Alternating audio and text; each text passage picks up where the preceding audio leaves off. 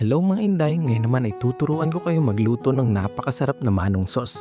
Ito yung sinasawsawan natin pag bumibili tayo ng fishball o kaya kikiam sa tabi-tabi. Tara, magluto tayo. Sa isang lalagyan, maglagay tayo ng 500 ml na tubig, suka, toyo, sibuyas, at bawang.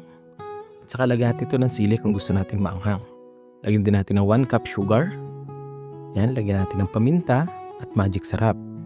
At syempre, hindi mawawala ang oyster sauce. Yan, halu-haluin lang natin ito para mag-well combine ng ating mga ingredients. At isasalang na ito sa malakas na apoy para mabilis kumulo. Yan, patuloy lang nating haluin at pag kumukulo na yan, hayaan lang natin mga 2 minuto para maluto ang ating mga ingredients. Saka lagyan natin ito ng pampalapot. Mga 3 kutsarang cornstarch, inano ko lang sa tubig tapos tantahin nyo lang kung dami. Yan, nagluto na rin ako dyan ng kikiam at squid balls. Yan, ready na ang ating manong sauce. Napakasarap nito guys, maanghang.